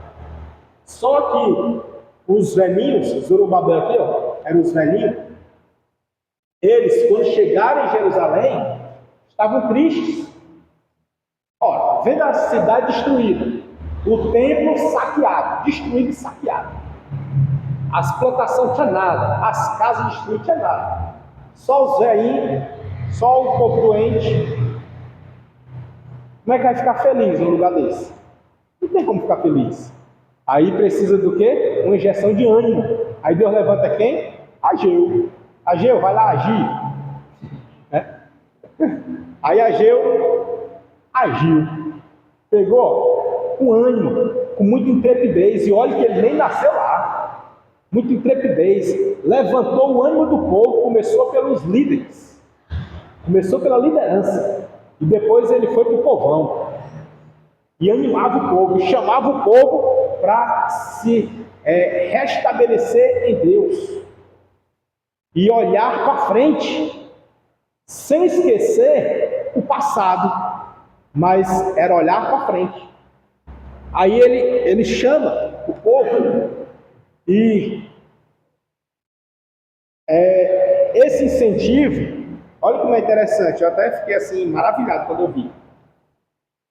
Ele primeiro focou nos líderes e depois no povo. Esse povo que ele focou era o povo de Deus, o povo hebreu, normal. Só que quem foi que tomou a iniciativa para aderir ao incentivo de Ageu? Os outros povos que estavam lá.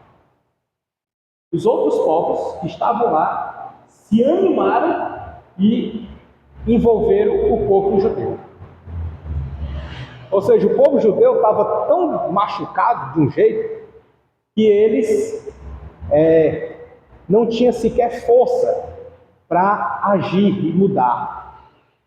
Um historiador, ele diz que o povo estava desanimado, não era porque viu a cidade destruída, mas é porque eles sentiram o peso da culpa da destruição da sua terra. Porque eles viram que foi por causa do pecado deles. Mais pesado, né? Tem um historiador que ele fala isso, que ele diz que o povo estava triste, não queria se animar porque ele sentiu o peso da culpa. Só que temos que lembrar que Deus nos perdoa. Deus perdoa. Então você precisa se perdoar também. Aceitar o perdão. É muito importante isso. Aceitar. Porque o perdão de Deus já aconteceu. As coisas do passado ele jogou no mar do esquecimento, né? Aí, agora era uma nova era, um novo tempo. É tanto que a reconstrução era de um novo templo. Novo templo. Até o templo Deus mandou fazer. Faça. Entendeu? Aí o que acontece? É aqui, ó. Inclusive a apostila vai trazer, viu? Aqui no 10.1, a página 120. Vai trazer, ó, a data. Segundo as pesquisas, este livro possui uma data precisa. Ele foi escrito no período de 1 de setembro a 24 de dezembro de 520 a.C. A profecia de Ageu é um dos livros bíblicos com a data mais exata. Ezequiel e Zacarias também apresentam datas exatas para muitos textos. Datado, aí ele vem, olha aqui onde é que lá. Datado do segundo ano do rei quem? Dario. Quem é esse Dario? Está vendo? Não é o Ciro. Não é o Ciro. Mas lembre-se, não se empolgue, né? Isso aqui é uma linha. Uma linha. Tá? Existe, como eu falei, o Wycliffe, que é mencionado não. Ele traz essa língua também. Ele diz que Ciro é um, Dario é outro. Igual eu falei aqui, né? Ciro ficou na Pérsia, Dario ficou na Babilônia. Já outros, não, tem muitos. A história é essa, é a mesma pessoa, porque Dario é título. E Dario é título, realmente. Dario é o título. Só que se aqui ele estivesse falando que esse Dario era o mesmo Dario Ciro, não estaria Dario Estácio. Estaria Dario Ciro. Né? E não Dario Estácio. E ele diz o nome, Dario Estácio. Mas é só para vocês ficarem antenados. Né? Antenados. Aí ele vai dizer, ó, de 521 a 486. Né? Ou seja, está nos textos desse Dario. Se for procurar na história sobre esse Dario Estácio, vai estar o texto lá de Ageu. É bom, né? Isso aí. Isso traz mais veracidade para a Bíblia, né? A gente fica assim mais, rapaz, essa palavra, qual é aquele louvor? Sei que essa palavra é verdadeira. Né? Amém? Em tese, pelo tempo aí fica ruim, a gente mexer em alguma coisa, mas eu quero aqui só compartilhar um comentário. Eu tinha marcado um bocado de coisa aqui, vou escolher uma. Vou passar essa daqui. Um bocado, ó. Vou passar essa daqui. A página 124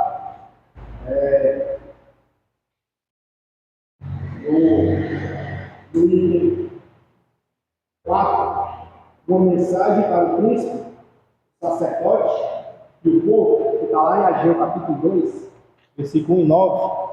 Aí ele vai dizer que o pessimismo, lá no meio, na página 124, no meio que eu falo aqui, aqui assim. O pessimismo dos homens idosos influiu na moral dos homens mais jovens, ou influenciou. É em meio a essa melancolia que vem a mensagem de Deus, a fim de servir de esteio para seus espíritos desanimados, mediante uma renovada garantia de sua presença no meio deles. Ou seja, no meio da melancolia, no meio daquela coisa desanimada, cabisbaixo, é nessa hora que vem a mensagem de Deus para dar ânimo. Não é assim que está lá no Salmo 46? O Senhor é a minha força. Não, o Senhor é o meu refúgio, a minha fortaleza, socorro bem presente na hora da angústia. Né? Obrigado. Aí, ó. Tá afiado. Não se afogarão. Pronto. Né? Ou seja, na hora da angústia, o povo estava assim. Eu vou terminar, viu? Só essa leitura e pronto. Aí diz assim, o que que inclui? A presença do Senhor, né? A sua presença. Que inclui a premissa óbvia. Que inclui a premissa óbvia. Qual é essa premissa óbvia? Aí ele diz que onde ele se encontra, as dificuldades não podem ser levadas em consideração. Ou seja, onde Deus estiver, se Deus está contigo, não olhe para a dificuldade. Se Deus está contigo, não olhe para o desânimo. Se Deus está contigo, faça prova de Deus. Senhor, o Senhor está comigo. Pois se o Senhor está comigo, em nome de Jesus, esse desânimo vai bater em retirada. Entendeu? É assim. Às vezes a gente tem que dar uma de ousadia, sabe? Tem que ser assim, intrépido. Porque muitas das vezes as coisas contrárias querem nos fazer parar. Percebo que sempre o desejo é parar. Pode prestar atenção, qualquer coisa na vida, qualquer coisa. Sempre o desejo é parar. Parar. Por quê? Que é só parar. Por que que não é se levantar? Por que que não é ir adiante, ir até o fim? Né? É sempre parar. Por quê? Entende? Porque está faltando um pouquinho mais de Deus. Está faltando só chegar mais de Deus. E aí o texto é muito lindo, mas o próprio, depois ler Ageu, é bom. Capítulo 2 de Ageu é muito forte. Mas não vá só para Ageu 2,9, não. Ageu 2,9, está o que lá? Glória da segunda casa. É maior que a primeira, né? Lembra? Não é só isso que está lá não, viu? Leia lá para ver, é muita coisa boa. Né? Tá certo? Vamos ficar de pé. Essa glória da segunda casa é maior porque está na presença de Deus. Presença de Deus. Entendeu? E o povo estava o quê? Cabisbaixo, angustiado, estava triste, estava tipo assim, com a dor de culpa, o peso de culpa e a dor no peito. Aí quando reergueu, construiu, e o sacerdote entrou, sacrificou, aí, e espalhou o incenso, acendeu o candelabro, o fogo pegou e permaneceu, o povo se alegrou, mas se alegraram mais do que da primeira vez. Porque na primeira vez não tinha dor, primeira vez era expectativa. Primeira vez, expectativa, tipo assim, vamos construir o templo, Davi deixou tudo pronto, Salomão está aí e vai fazer, vamos construir o templo, a empolgação, vamos construir. Quando terminou, eita, tá bonito. Já esse aqui não, esse aqui é de dor, é tipo assim, a cidade está destruída por minha culpa, o templo foi saqueado por minha culpa, está tudo devastado por minha culpa. Aí Deus agora diz assim, ei, levanta, bora lá construir de novo. Agora nós vamos construir junto. Aí Deus levanta Ageu, levanta Zorobabel, levanta os homens que nem eram do povo, anima o povo, bora, vamos todo mundo, vamos todos nós. Aí uniu forças. Aí essa união, todo mundo se juntou e ergueu. Quando ergueu, e o sacerdote foi para dentro, sacrificou, passou o incensário, acendeu o candelabro e a chama acendeu e não se apagou, Aí Deus me perdoou. Sabe aquela limpeza de alma? Deus me perdoou, porque a chama ainda está acesa. A chama permaneceu acesa. O incensário foi e encheu a casa. A glória ainda continua. A arca da aliança não está, mas a presença dele permanece. Entendeu? Então aí eles se alegraram. Por isso que veio que a glória da segunda casa foi maior do que a da primeira. Que agora eles estavam no sentimento de quê? De perdão. Entendeu? Estavam sendo lavados. Não tem quando você se reconcilia com o Senhor, não tem quando você sente aquele peso de culpa, mas depois vem para frente, reconcilia, ora, se entrega, você não volta assim, aliviado, tipo assim, Senhor, obrigado. Obrigado porque o Senhor me perdoou. Obrigado. Entende? Ele estava com esse sentimento. Por isso que a glória da segunda casa, ela realmente foi maior do que a primeira. Maior no duplo sentido. Primeiro sentido, o povo se sentiu melhor. Segundo sentido, não era mais a arca, era a presença real de Deus. Entendeu? Então é maior realmente. Né? E a gente pode dizer que até a glória da terceira casa. Quem é a terceira casa? É maior, não? Vamos ficar de pé? Vamos orar? Alguém quer comentar? Obrigado, eu agradeço.